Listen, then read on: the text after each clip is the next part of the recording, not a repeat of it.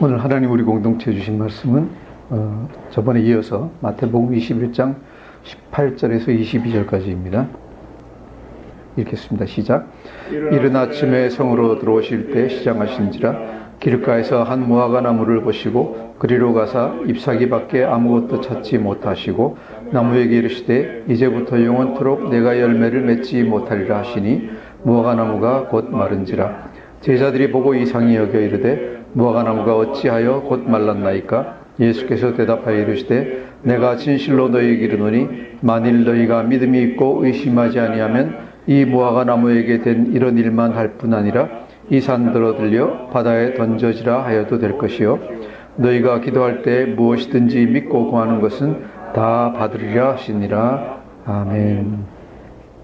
오늘 이 말씀 우리가 성경을 보면서 조금 당혹한 느낌을 느끼는 그런 말씀 중에 하나입니다.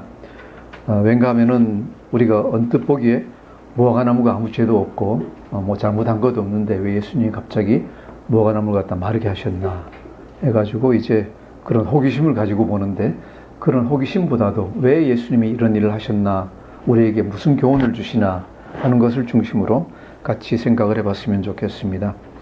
18절 처음에 이른 아침에 성으로 들어오실 때 시장하신지라 그랬습니다. 여기 대해서 마가복음은 조금 더 자세히 얘기하고 있습니다. 그냥 이른 아침이 아니라 이튿날 그랬어요. 그래서 우리가 보면 저번 주까지 얘기한 것은 주일날 일어났던 일을 갖다 얘기하고 있고, 그래서 이 날이 월요일 아침에 일어났던 일이다 하는 것을 갖다가 알 수 있습니다. 또 여기서 볼 때 시장하신지라라고 되어 있는데, 어떻게 보면은 아침에 성으로 들어오실 때 시장하셨다고 되어 있으니까 아마 아침에 예수님이 기도하시고 난 다음에 식사하실 시간이 없이 그냥 떠나서 오신 것 같습니다. 이 말씀 우리가 항상 처음 우리가 예수님에 대해서 배울 때 예수님은 하나님이시자 동시에 누구라고요? 인간이다 라고 하는 것을 갖다 증명할 때 쓰는 말입니다. 왜? 하나님이시면은 별로 시장을 못 느끼실 것 같은데 시장하셨다, 배가 고프시다 그러니까 확실히 인간이십니다. 그래서 예수님은 하나님이시지만은 인간의 몸을 입고 오신 또한 완전한 인간이다라는 것을 우리가 항상 얘기를 하죠.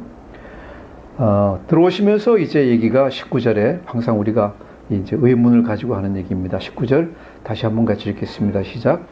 길가에서 한 무화과 나무를 보시고 그리로 가사 잎사귀 밖에 아무것도 찾지 못하시고 나무에게 이르시되 이제부터 영원토록 내가 열매를 맺지 못하리라 하시니 무화과 나무가 곧 마른지라. 아멘. 길가에서 그랬습니다. 길가에서.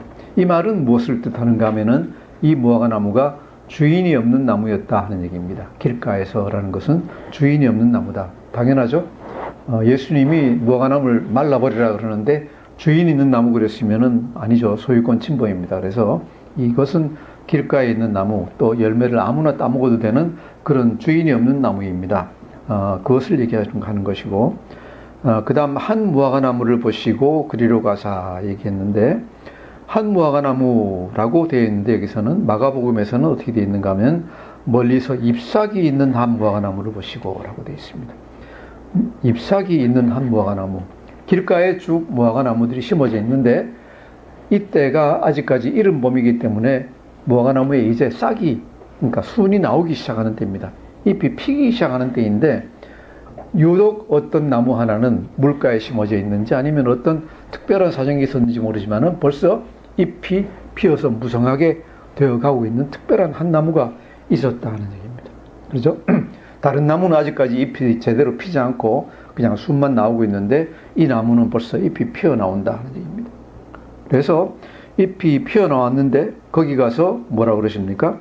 그리로 가서 잎사귀 밖에 아무것도 찾지 못하고 라고 되어 있는데 마가복음은 다시 혹 그 나무에 무엇이 있을까 하여 가셨더니 잎사귀 밖에 아무것도 찾지 못하고 라고 되어 있습니다. 이게 무슨 말일까? 그래서 여러 가지로 얘기를 갖다 하고 있는데 무화과 나무의 생태에 대해서 잠깐 확실하게 알고 넘어가는 게 좋을 것 같습니다. 무화과 나무는 당연히 다년생 나무입니다. 그죠? 교목. 아주 크게 자라는 게 아니라 이렇게 크지 않은 나무인데 4월 달이 되면은, 양력 3월, 4월 달이 되면은 잎이 나고 열매가 자라기 시작합니다. 자라기 시작해가지고 6월경쯤 되면은 첫 번째 열매가 맺고, 그 다음에 이때 이스라엘 같으면은 그 다음에 8월, 10월 해가지고 3번에 걸쳐가지고 수확을 할 수 있었다고 합니다. 현대에 와서는 3번이 아니라 4번까지도 수확하는 지방이 있다고 해요. 자, 그런데 6월 달에 그러면은 열매가 맺는데, 예수님이 4월 달에 무슨 잎사귀가 피었다고 해가지고 무슨 열매를 찾으려고 그러시는가? 이것은 또 이제 다른 얘기입니다. 4월 달에 처음 잎이 나기 시작할 때, 초록색 무화과, 영어로 그린 이제 무화과라 그러는데, 지난해에 났던 순, 그죠? 꽃순이나 열매 순에서 탁시라고 얘기하는 조그만 열매가 나서 자란대요. 그리고 이것이 사람이 먹을 수 있는 거라 그래요. 이게 보시면은, 이 사진 보이십니까? 보이십니까? 보면은 잎사귀가 이제 나기 시작하는데, 안 보일지 몰라도 옆에 조그만 열매가 벌써 달려 있어요. 이거는 지금부터 자라는 게 아니라 작년에 자란 순에서 벌써 나와 있는 거예요. 나와 있는 게 돼가지고 이것이 조금만 더 자라면은 먹을 수 있대요.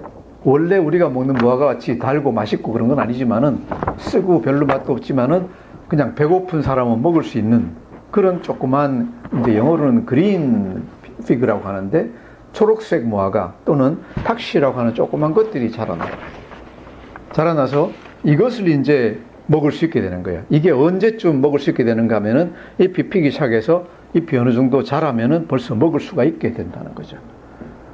원래 본 무화과는 잎이 자라서 다음번에 다시 이제 꽃순이 자라 나와가지고 그게 6월 달에 가가지고 맺는, 이것이 본 무화과이고, 그죠? 그 전에 벌써 4월 달에 요 조그만 것들을 갖다가 수확해서 먹을 수가 있다 그래요. 그래서 예수님이 이것을 이제 기대했던 거죠. 기대했던 건데, 그런데 무화과 나무마다 전부 다 이걸 맺는 게 아니라, 어떤 나무는 열매가 조금 나다가 작년에 영양이 안 좋았으면 그게 그냥 떨어져 버린대요. 떨어져 버리고 보면 잎만 무성이 있고 4월달에 열매는 없는 그런 나무가 또 있다 그래요. 자, 그래서 이게 무슨 얘기인지 이 얘기를 알면 이제 이해를 할 수가 있습니다. 무화과나무 잎이 무성하니까 예수님 보시기에, 저기에 탁시가 조그만 게 열매 있으니까 배고프니까, 배가 많이 고프셨던 것 같아요. 맛없는 무화과, 그죠? 별 떠르만 무화과라도 먹고 배를 채우시려고 가셨는데, 열어보니까 잎사귀만 무성하고 무화과 탁시는 다 떨어지고 없어요. 그죠? 없어요. 이것을 보시고 예수님이 뭐라 그러십니까? 나무에게 이르시되 이제부터 영원토록 내가 열매를 맺지 못하리라 하시니 무화과나무가 곧 마른지라 그랬어요. 마가복음에서는 이 얘기가 이틀에 나누어 가지고 되어 있습니다. 앞에 부분 예수님이 저주하시는 얘기는 월요일이 된 것이고, 무화과나무가 마른 것을 보는 것은 화요일 날 볼 수 있도록 이제 마가복음은 나눠져 있는데, 마태복음에서는 얘기를 편하게 쉽게 하느라고 이걸 하나로 합쳐가지고 얘기하고 있습니다. 자, 여기서 우리가 생각하는 것은 왜 예수님이 나무를 저주하셨는가? 아까 얘기한 것 같이 나무 잘못한 거 하나도 없어요. 나무가 뭐 가다가 떨어질 수도 있고 영양이 부족하면 그럴 수도 있지, 나무가 잘못한 게 뭐 있어요? 또 길가에서 사람들이 이걸 갖다 먹을 수 있는 나무인데 왜 이렇게 저주하셔가지고 이 마르게 하셨나?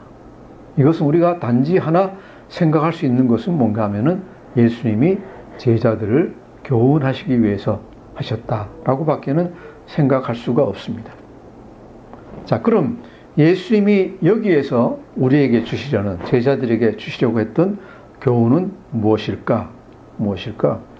나무가 잎사귀만 무성하고 열매가 그럼 같이 있어야 되는데 열매가 없었다 하는 얘기입니다. 잎사귀만 무성하고 열매가 없었습니다. 당연히 있어야 될 열매가 없었습니다.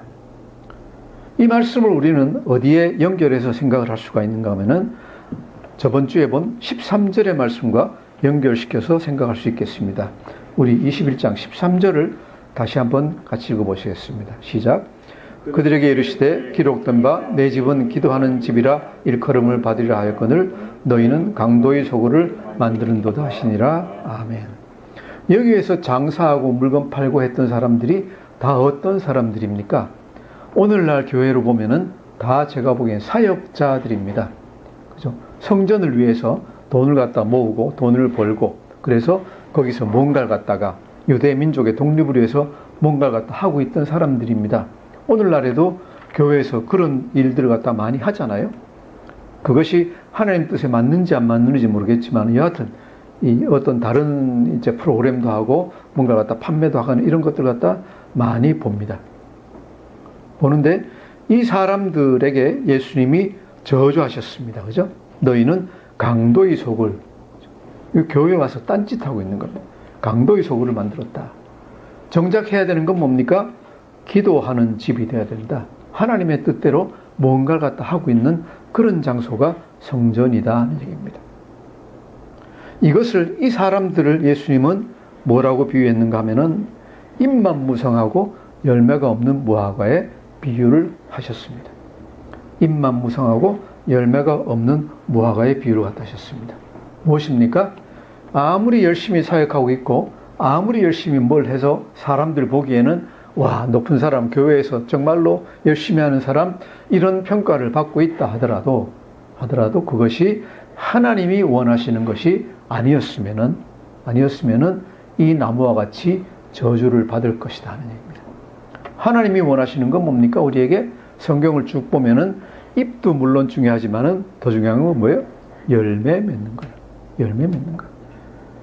참 열매, 바른 열매를 맺어야 되는데 이 사람들은 제 열매를 맺지 못하고 있는 사람들입니다. 자, 그러면은 우리들은 어떻게 열매를 맺어야 됩니까? 우리 23장에 가가지고 딱 보면은 마태복음 보시면은 이 바리새인들과 서기관들이 23장 23절을 보면은 어떻게 되어 있습니까? 23장 23절 한번 읽어보시겠습니다. 시작. 화 있을진저 외식하는 서기관들과 바리새인들이여 너희가 박하와 회향과 근처의 11조는 들이되 율법에 더 중한 바 정의와 긍휼과 믿음은 버렸도다. 그러나 이것도 행하고 저것도 버리지 말아야 할지니라. 아멘. 이 사람들이, 바리새인들과 서기관들이 잘못하고 있는 게 무엇이었는가? 박하와 회향과 근처의 11조. 박하와 회향과, 박하 얼마나, 풀이 얼마나 작습니까? 가볍습니다. 회향, 이건 더 작습니다. 그죠? 아주 깨알 같은 일들은 하나하나 다 지킨다고 합니다. 겉으로 보기에는 어떤 사람들이 보기에 대단히 신실한 신자인 것 같아요. 겉으로 보기엔 대단히 신실한 신자예요.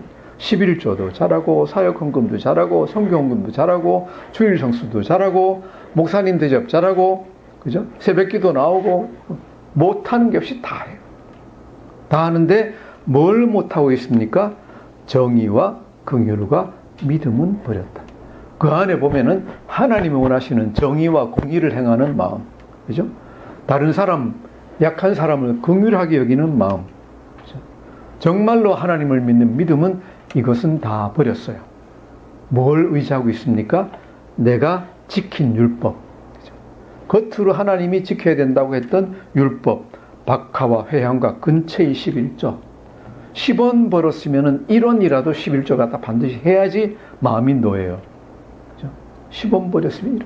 우리가 예를 들어 10만 원 벌었으면 10만 1,000원 벌었으면 어떻게 하면 됩니까? 우리 보통 11,100원 11,100원 정도 이제 우리가 11조 해야 되면 어떻게 합니까? 그냥 10,000원 하죠. 대강 10,000원 하는데 그런 거는 안 잊어버립니다. 근데 그거 안 잊어버리는 게 나쁜 건 아니에요. 나쁜 건 아닌데 더 중요한 건 뭐라고요? 더 중요한 것은 하나님이 원하시는 바 정의와 긍휼과 믿음을 행하는 것이 더 중요하다. 그 사람들이 성전에서 무엇을 팔고 하는 것, 우리가 바자회하고 하는 게 잘못된 건 아닙니다. 그 자체가 잘못된 건 아닙니다. 그런데 어떤 생각으로 하느냐가 훨씬 더 중요하다. 그 자체가 중요한가? 아니면은 정말로 하나님의 긍휼을 행하는 그 마음을 가지는 것이 중요한가 하는 것이 훨씬 더 중요하다 하는 얘기입니다. 그래서 예수님이, 하나님이 우리에게 원하시는 것은 열매 맺는 것이다. 열매, 참된 열매를 맺는 것인데 참된 열매는 우리가 어디에서 맺을 수 있을까? 이것이 오늘 제가 여러분과 나누고 싶어하는 말씀입니다. 열매가 그리스도인의 삶에 있어서 가장 중요하다라는 것은 성경 전체를 퍼져서 다 나오는 얘기입니다. 그렇죠? 첫째로 마태복음 3장 8절 예수님이 처음 나오시면서 공생활을 하시면서 하시는 말씀이 얘기하시는 게 뭡니까? 회개에 합당한 열매를 맺고. 그죠? 천국이 가까웠으니 회개에 합당한 열매를 맺고 그러셨어요. 그죠? 너희가 마음으로 회개를 했으면은 그것에 합당한 행위를 해라 하는 얘기입니다. 천국이 가까웠으니라고 예수님이 그때 얘기하셨는데 요즘도 저는 요즘 와서 그런 생각을 점점 더 진하게 하게 됩니다. 이따가 다시 얘기하겠지만은 마음속에 점점 더 급박한 어떤 생각이 들어옵니다. 급박한 생각이 들어와서 우리 성도들에게 지금 가장 중요한 게 무엇이냐? 다른 것도 다 중요하지만은 여기서 얘기하시는 마태복음 3장 8절에서 예수님이 얘기하시는 회개에 합당한 열매를 맺으라. 교회 나오는 것도 중요하고 말씀 듣는 것도 중요하고 헌금하는 것, 찬양하는 것 다 중요하지만은 그것보다 훨씬 더 중요한 것, 그런 것 다 잊어버리더라도 가장 중요한 게 뭐냐? 마음에 참으로 회개하고 그 회개에 합당한 열매를 맺는 것, 그에 맞는 행동을 하는 것이 중요하다 하는 얘기입니다. 자, 그럼 어떻게 하면은 열매를 맺을 수가 있는가? 어떻게 하면은 참된 열매를 맺을 수 있는가? 요한복음 15장 1절에서 15절, 1절에서 5절 한번 같이 보시겠습니다. 173페이지입니다. 제가 오늘은 두서없이 열매에 대한 얘기를 갖다가 이것저것 할 것입니다. 여러분이 성령님의 인도하심 따라서 알아들으셨으면 좋겠습니다. 15장 1절에서 5절입니다. 173페이지 같이 읽겠습니다. 시작. 나는 참 포도나무요 내 아버지는 농부라. 무릇 내게 붙어있어 열매를 맺지 아니하는 가지는 아버지께서 그것을 제거해 버리시고 무릇 열매를 맺는 가지는 더 열매를 맺게 하려 하여 그것을 깨끗하게 하시느니라. 너희는 내가 일러준 말로 이미 깨끗하여졌으니 내 안에 거하라. 나도 너희 안에 거하리라. 가지가 포도나무에 붙어있지 아니하면 스스로 열매를 맺을 수 없은 같이 너희도 내 안에 있지 아니하면 그러하리라. 나는 포도나무요 너희는 가지라. 그가 내 안에 내가 그 안에 거하면 사람이 열매를 많이 맺나니 나를 떠나서는 너희가 아무것도 할 수 없음이라. 아멘. 나는 참 포도나무요 내 아버지는 농부라. 예수님이 참 포도나무이고 우리는 뭐라 그랬습니까? 우리는 가지라고 얘기를 하고 계십니다. 참 포도나무이고 우리가 가지이고 예수님은 참 포도나무입니다. 가지는 그 참된 그리스도인들은 모든 자양분을 어디서 얻습니까? 예수님에게서 얻습니다. 예수님의 말씀에서 얻습니다. 그래서 우리가 어떻게 하면은 열매를 맺고 잘 자랄 수 있느냐? 예수님에게 붙어 있으면 된다라고 얘기를 하셨는데, 붙어 있는다는 게 무슨 얘기입니까? 내 안에 예수님의 말씀이, 그죠? 이 물관, 이 안에 관들이 있죠. 그 관들을 통해 가지고 예수님의 말씀과 예수님의 생각이 내 생각 안으로 들어와야 되고 내 마음 안으로 들어와야 됩니다.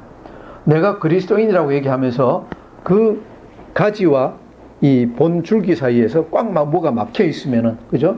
누가 그 관들을 잘라버리면은 영양분과 물이 하나도 공급이 안 됩니다. 이것은 뭡니까? 내가 예수님 말씀 듣지 않고, 그죠? 거기에 대해서 반항하고, 안 듣겠습니다. 나는 안 받습니다. 라고 계속적으로 반항하고 있으면은 그 가지는 어떻게 됩니까? 말라 비틀어질 수밖에 없다. 예수 믿는다고 말은 하지만은 실제로는 예수님하고 전혀 상관없는 가지가 되어버립니다.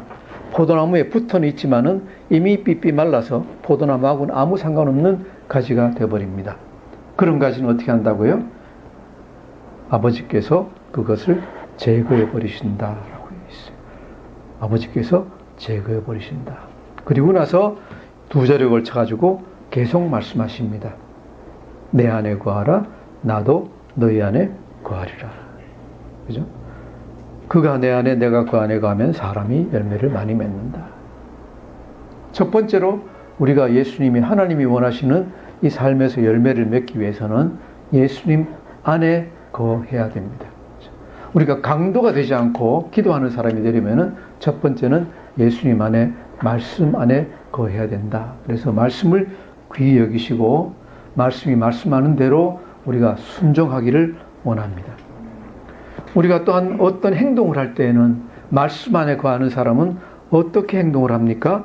고린도전서 13장 한번 찾아보시겠습니다. 고린도전서 13장 3절에서 5절까지를 한번 읽어보겠습니다. 3절에서 5절 같이 읽겠습니다. 279페이지입니다. 같이 읽겠습니다. 시작.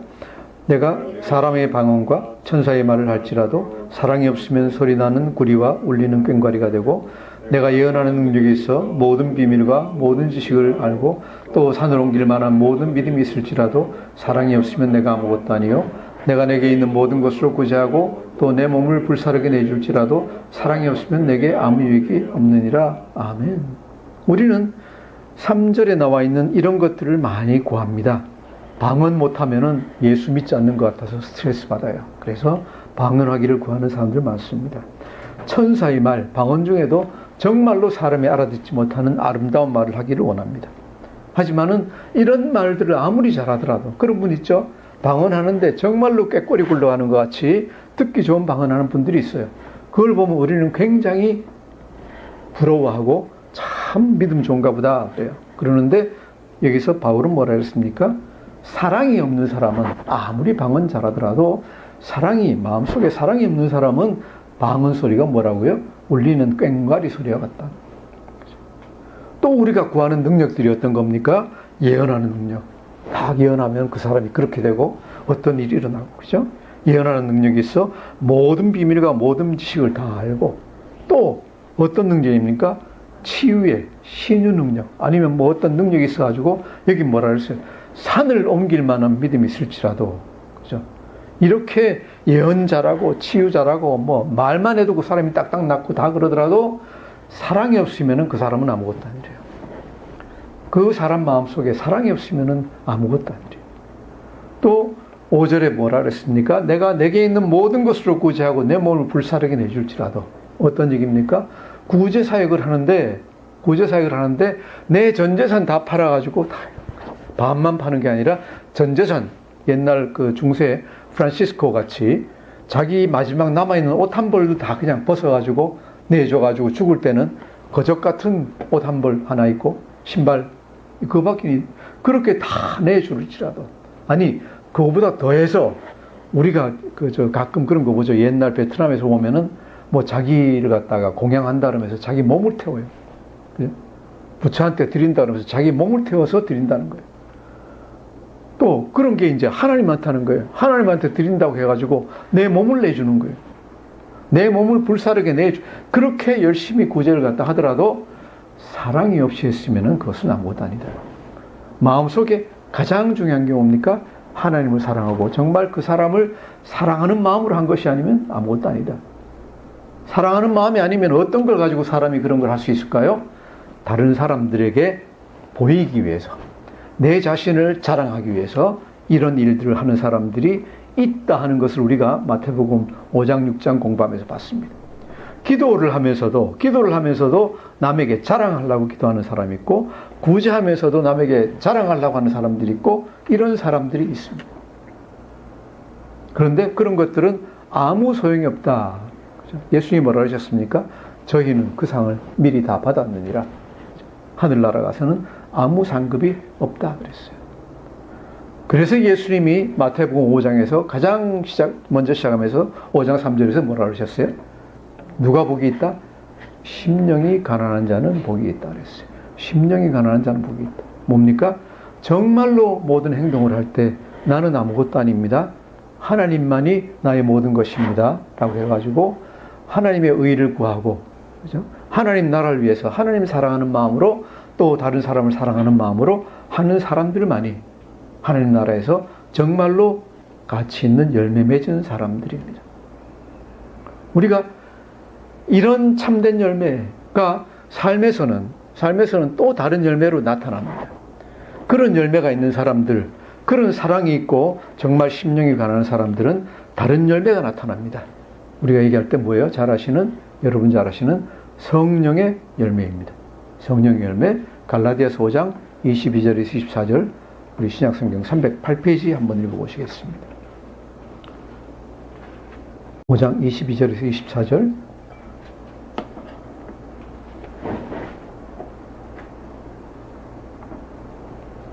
찾으셨으면 한 목소리 읽겠습니다. 시작. 오직 성령의 열매는 사랑과 희락과 화평과 오래 참음과 자비와 양선과 충성과 온유와 절제니 이 같은 것을 금지할 법이 없느니라. 그리스도 예수의 사람들은 육체와 함께 그 정욕과 탐심을 십자가에 못 박았느니라 그랬어요.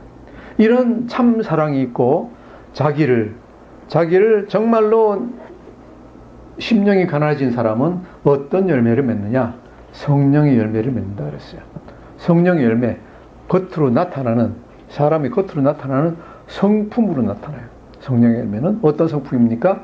사랑이 많고, 항상 기쁨이 있고, 항상 화평이 있고, 오래 참고, 자비하고, 또 이 좋은 사람, 충성하고, 충성이 뭐예요? 항상 신실하고, 그 다음 온유하고, 화자를 내지 않고, 절제하고, 이런 성령의 열매로 나타난다 그랬어요. 이것이 참 그 안에 사랑이 있고 자기 자신을 가난하게 여기는, 심령이 가난한 사람들이 맺는 열매들이에요. 그럼 어떻게 하면은 이런 열매를 맺을 수 있느냐? 내가 예수 믿으면은 성령님이 내 안에 오셔서 그냥 맺게 해주시느냐? 그죠? 맺게 해주시느냐? 아니죠. 이것을 갈라디아서 그 앞에 5장 16절부터 보시면은 이것은 각 믿는 사람들의 선택과 노력의 문제라고 되어 있어요. 선택과 노력. 그냥 홍시가 하늘에서 떨어지는 게 아니라 내가 성령님이 도와주시니까 그대로 하면은 되고 안 하면 안 합니다. 우리 갈라디아서 5장 16절에서 21절 같이 읽어보겠습니다. 16절에서 21절 시작. 내가 이르노니 너희는 성령을 따라 행하라. 그리하면 육체의 욕심을 이루지 아니하리라. 육체의 소욕은 성령을 거스르고 성령은 육체를 거스린다니 이 둘이 서로 대적함으로 너희가 원하는 것을 하지 못하게 하려 함이니라. 너희가 만일 성령의 인도하시는 바가 되면 율법 아래에 있지 아니하리라. 육체의 일은 분명하니 곧 음행과 더러운 것과 호색과 우상숭배와 주술과 원수 맺는 것과 분쟁과 시기와 분냄과 당짓는 것과 분열함과 이단과 투기와 술취함과 방탕함과 또 그와 같은 것들이라. 전에 너희에게 경계한 것 같이 경계하노니 이런 일을 하는 자들은 하나님의 나라를 유업으로 받지 못할 것이요. 아멘. 사도 바울은 여기서 분명히 얘기를 하고 있습니다. 예수 믿는 사람들에게 다 하는 얘기입니다. 하는데 어떤 사람은 성령을 따라 성령을 쫓아 행하는 사람이 있고 어떤 사람은 육체의 소욕을 따라 행하는 사람이 있을 것이다 라고 얘기를 하고 있습니다.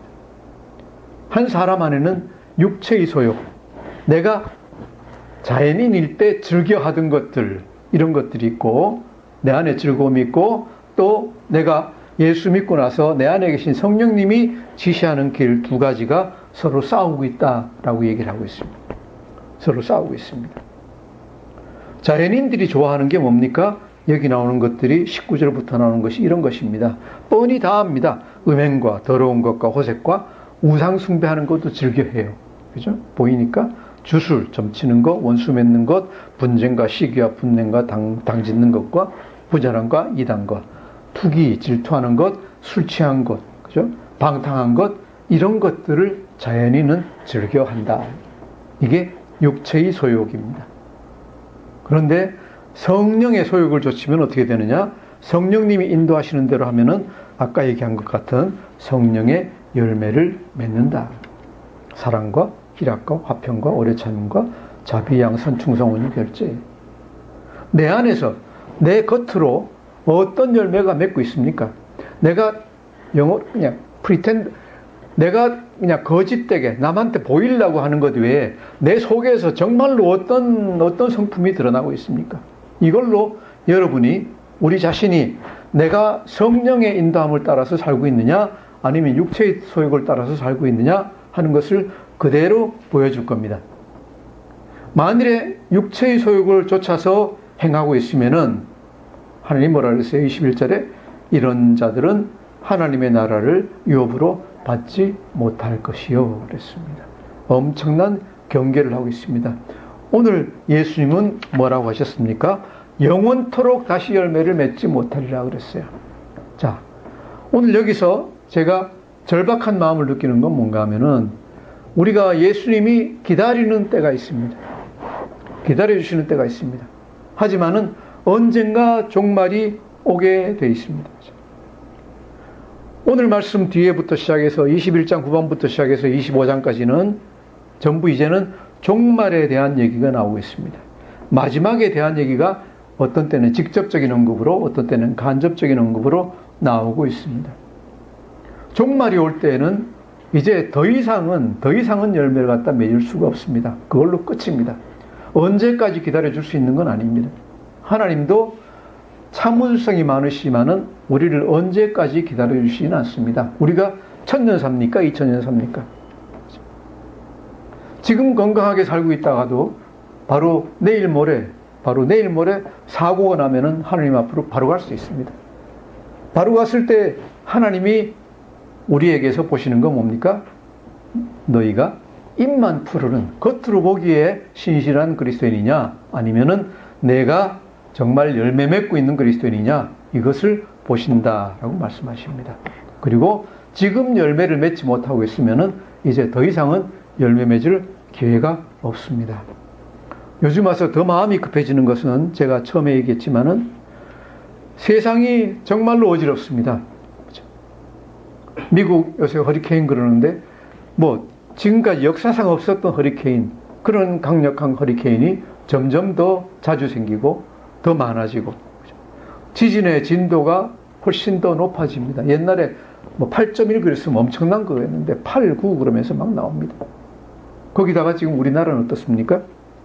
남북이 지금 핵의 미궁 속으로 지금 빠져들어가고 있습니다. 정말로 엄청난 구덩이 속으로 지금 빠져들어가고 있는 것 같아요. 보십시오. 강대국 틈 사이에서 우리나라 외교도 갈 길을 모르고 어디로 가고 있는지 지금 나가고 있습니다. 어디로 나가고 있습니까? 전 세계의 종말은 멀게, 그죠? 나중에 올지 모르지만은 이런 식으로 나가다가는 한반도에는 종말이 금방 다가올 수도 있습니다. 이런 생각을 제가 하면서 또 이 자연재해나 모든 것을 보면서 제가 뭘 생각하겠습니까? 저 자신부터 우선 생각을 하겠지만은 그 다음에 생각하는 것은 우리 교회 성도님들 어떻게 해야 될까? 어떻게 해야 될까? 내가 무엇을 얘기해야 될까? 무엇을 얘기해야 될까? 이때 어려운 때, 그죠? 자연재해가 있고 아니면 예를 들어 전쟁이 있든지 어떤 사고가 있을 때 우리는 어떻게 될까? 어떻게 하면은 우리 성도들이 어떤 환난 속에서도 어떤 재앙 속에서도, 그죠? 어떤 상황 안에서도 기쁨과 평강 안에서 살아갈 수가 있을까요? 왜? 예수 믿는다는 그 사실에서 제일 중요한 건 뭐예요? 어떤 상황에 놓이더라도 평강과 기쁨 안에서 절망하지 않고 소망 안에서 살아갈 수 있게 되는 것, 이것이 저는 가장 중요한 일이라고 생각합니다. 그리고 하나님이 우리에게 주시는 가장 좋은 선물이 그거예요. 어떤 상황에 놓이더라도 절망하지 않고 희망을 가지고 힘을 가지고 힘차게 살아나갈 수 있다. 그 가운데서 오늘 말씀에서 가장 중요한 건 뭐예요? 가장 중요한 건 내 성품에 내 안에 참 사랑이 있고 내가 정말로 심령이 가난하고 그런 상태에서 내가 정말로 열매를 맺고 있는 성품을 가지고 있느냐 아니냐, 이것이 앞으로 우리가 살아가는 데 있어서 가장 중요한 일이라고 생각을 합니다. 우리 다시 한번 돌아보기를 원합니다. 내가 정말로 심령이 가난합니까? 내가 정말로 사랑이 있습니까? 내 안에. 아니면은 그냥 있는 척하고 있습니까? 지금 우리는 내 자신까지도 속일 수가 있어요. 내 자신까지도 속일 수가 있지만은 하나님 뭐라 그러셨어요? 하나님은 경홀히 여김을 받지 아니하시나니 아무도 하나님을 속일 수가 없어요. 때가 되면 다 드러나요. 그래서 이 시간 우리가 우리 자신을 다시 한번 잘 들여다보기를 원합니다. 우리가 삶 안에서 성령의 열매를 맺고 있는가? 사랑의 열매를 맺고 있는가? 정말로 하나님 믿는 믿음 안에서 흔들리지 않는 어떤 확고한 것을 가지고 있는가? 이것을 다시 한번 우리가 생각하고 내가 부족한 것이 있다면은 우리를 도와주시는 성령님께 기도하면서, 그렇죠? 내가 고치기를 원합니다. 한 분 한 분이 다 고치시게 되기를 원합니다. 간절히 원합니다. 왜냐 하면은 언제 우리가 내 자신의 종말을 맞이할지 모릅니다. 우리는 그저 약한 인생일 뿐이에요. 약한 인생일 뿐이에요. 내 약한 인생이 그저 종말을 맞이할 때 내가 가질 수 있는 가장 큰 평강은 어디에서 옵니까? 내가 정말로 하나님이 원하시는, 예수님 원하시는 그 예수님 안에서, 사랑 안에서 나도 그런 성품이 되어서 정말로 하나님의 나라가 내 것이다. 내가 하나님 나라를 유업으로 받을 수 있다는 확신이 있을 때 우리가 큰 평강을 가지게 될 수 있겠습니다. 이런 평강이 내 마음 안에 있을 때, 확신이 있을 때 열매 맺는 삶을 살아나가면서 우리가 이 확신 가지고 세상의 모든 파도를 이겨낼 수 있게 되리라고 믿습니다. 이 모든 평강과 사랑과 모든 열매가 우리 삶에서 맺히기를 간절히 원합니다. 기도하겠습니다.